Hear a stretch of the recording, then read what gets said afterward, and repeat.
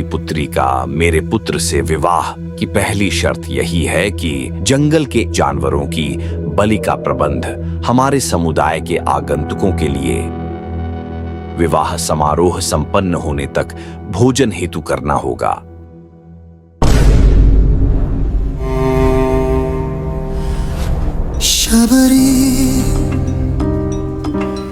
पिताजी, मेरे विवाह के लिए जीवों की बलि देना घोर पाप है। वर पक्ष की ऐसी शर्त को मना कर दीजिए। बेटी, ये हमारे समाज और समुदाय की परंपरा है जिसे बेटियों के विवाह के लिए जानवरों की बलि का प्रबंध करना ही पड़ता है।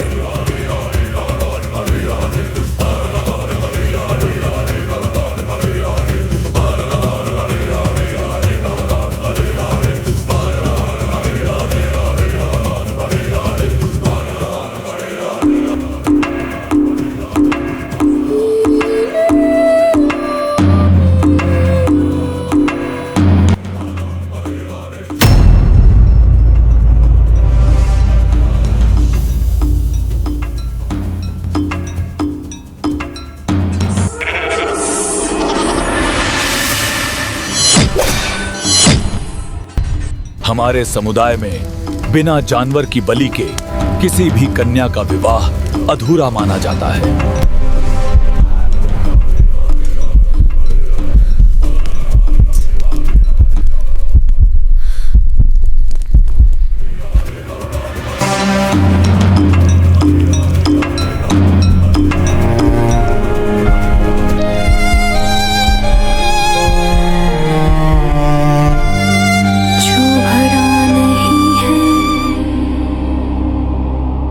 भावों से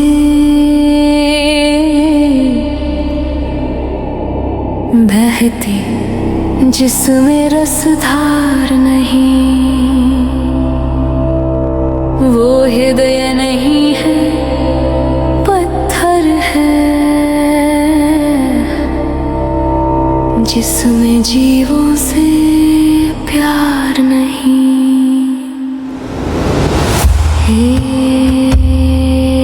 धरती, हे आकाश, हे वन देवता, सुन लो मेरे हृदय की व्यथा। जाऊं कहाँ मैं प्रथाओं को छोड़कर, टूटे मन को किससे जोड़कर। मैं अकेली चलती जाऊं किस ओर रे।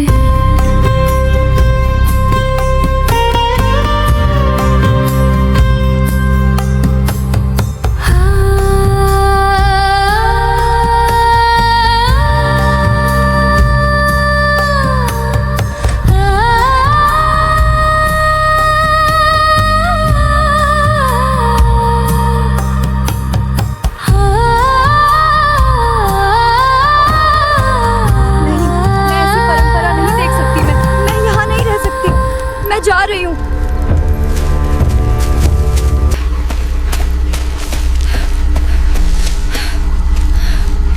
विवाह जिसे शबरी ने उत्सव समझा था, वही उसके जीवन का सबसे बड़ा भय बन गया।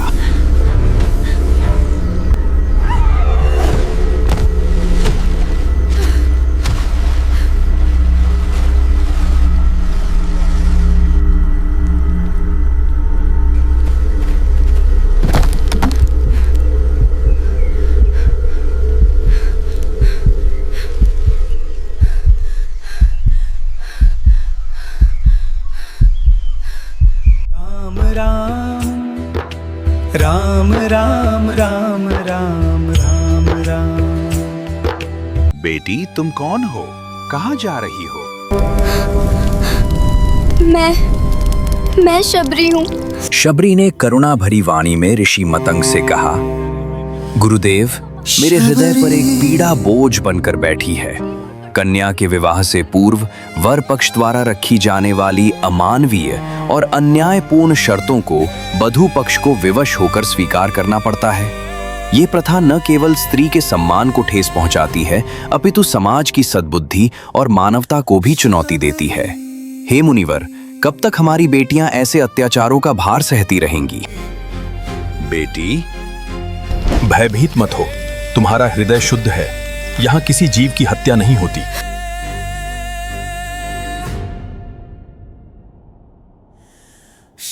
और यही से शुरू हुआ शबरी का दूसरा जन्म।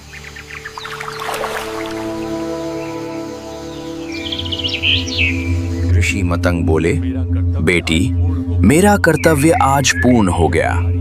आज से ये कुटिया तुम्हारी है।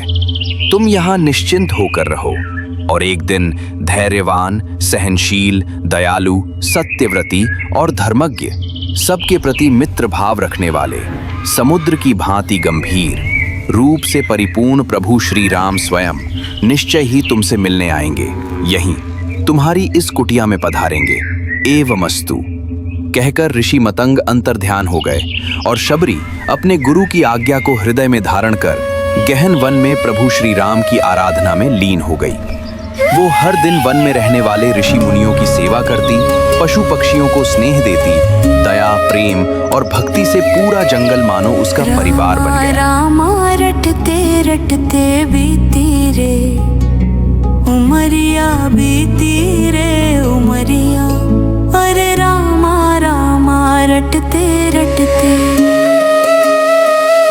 शबरी सोचे रे शगुनवा हमरे रामाई है ना।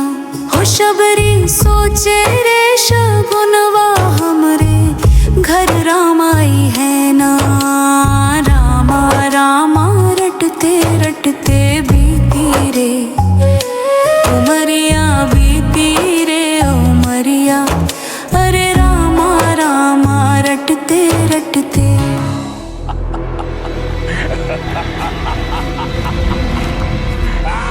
छुपकर डराने की जरूरत नहीं। तुम इस तरह अट्टहास कर रहे हो, जरूर कोई मायावी राक्षस हो। सामने आओ।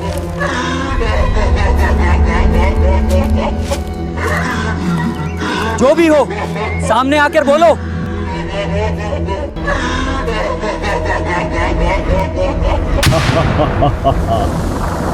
तुम दोनों सन्यासी युवक आज मेरा भोजन बनोगे।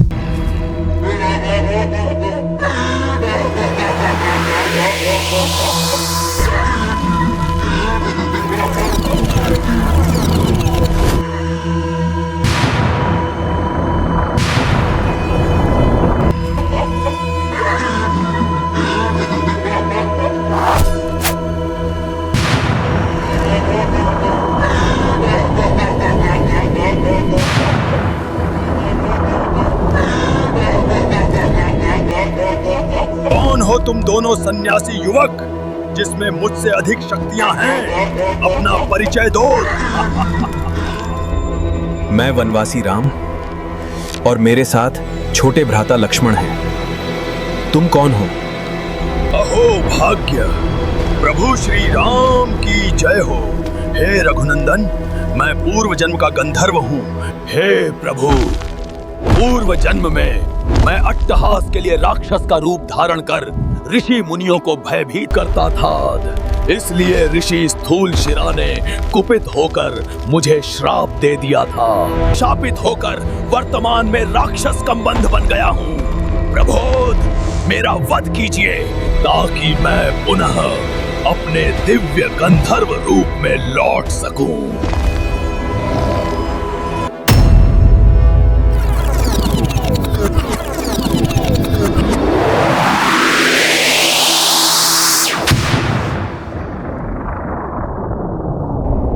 प्रभु श्री राम, और जब प्रभु श्री राम ने युद्ध में गंबंध राक्षस का वध किया, वह पुनः अपने गंधर्व स्वरूप में प्रकट होकर प्रभु के चरणों में नतमस्तक हो गया।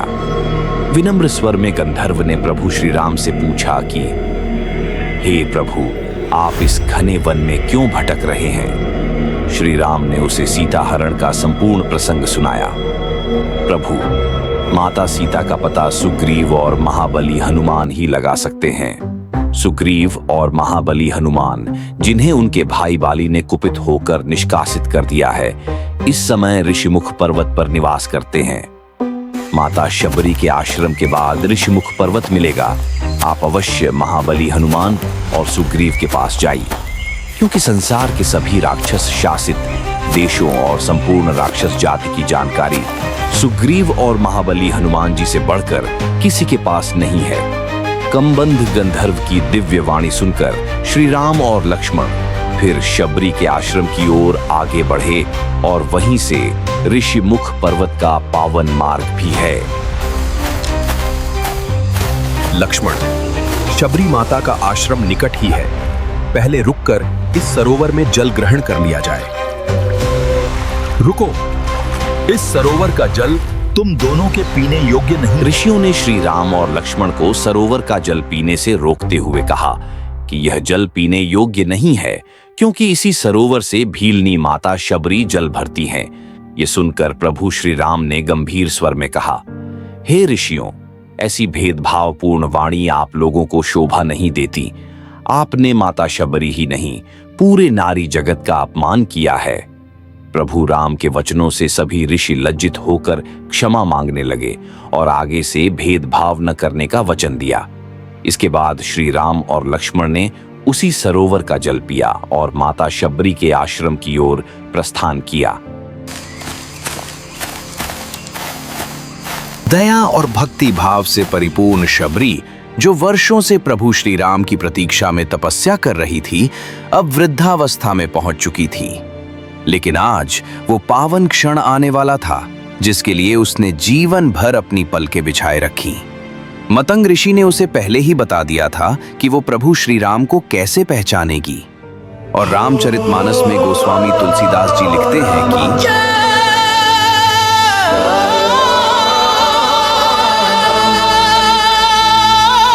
रामा, ओ रामा, ओ रामा, ओ रामा, ओ रामा, सरसिज लोचन बाहु विशाला, जटा मुकुट सिर उर्बन माला, श्याम गौर सुंदर दो भाई, सबरी परी चरण लपटाई, हो रामा,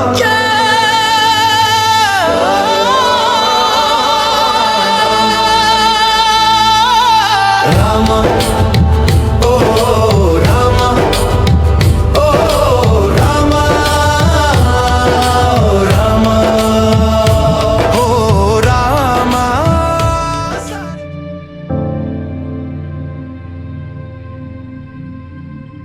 भेदभाव कुल ऊंच नीच मिथ्या है कुविचार, प्रेम बीज उपजे जहां वहीं प्रभु का वास,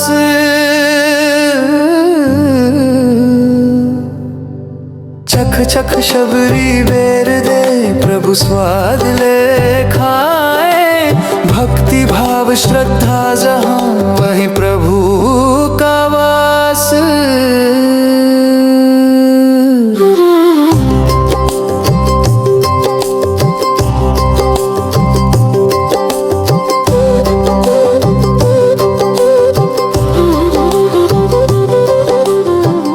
माता शबरी ने जब प्रभु श्री राम से अपने गुरु की आज्ञा के अनुसार भक्ति का ज्ञान प्रदान करने का अनुरोध किया, तब प्रभु श्री राम माता शबरी को हाथ जोड़कर बोले, माता, आप स्वयं ज्ञानवान हैं, मैं आपकी भक्ति को प्रणाम करता हूं। इसी प्रसंग को गोस्वामी तुलसीदास जी ने रामचरितमानस के अरण्य कांड में नवधा भक्ति को चौपाई में बहुत ही सुंदर लिखा है कि भक्ति 9 प्रकार की होती है: श्रवण, कीर्तन, स्मरण, पाद सेवन, अर्चन, वंदन, दास्य, सख्य, आत्मनिवेदन। अर्थात नवधा भगति कहूं तो ही पाही, सावधान सुनु धरु मन माही। प्रथम भगति संतन्न कर संगा, संतों का संग अथवा साथ।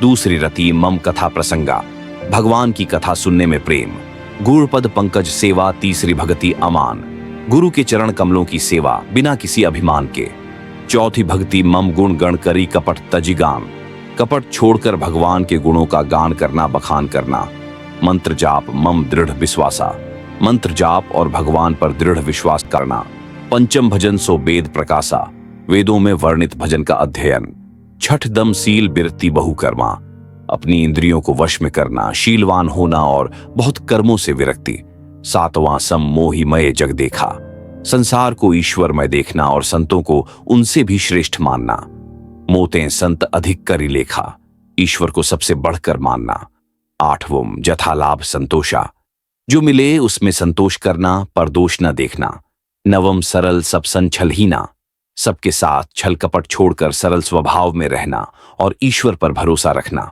ये चौपाइयां भक्ति के उन मार्गों को बताती हैं जिनसे कोई भी प्राणी, चाहे वह स्त्री हो या पुरुष, जड़ हो या चेतन, भगवान को प्राप्त कर सकता है और मोक्ष पा सकता है। जब प्रभु श्री राम अपने मार्ग पर आगे ऋषिमुख पर्वत की ओर बढ़ने के लिए माता शबरी से आज्ञा लेने लगे, तो माता शबरी ने भी प्रभु श्री राम को विजय की कामना के साथ गुरु की आज्ञा के अनुसार दिव्य ज्योति बनकर देवलोक को प्रस्थान कर गईं और प्रभु श्री राम की अनन्य भक्त के रूप में सदा सदा के लिए तीनों लोक में विख्यात हो गईं।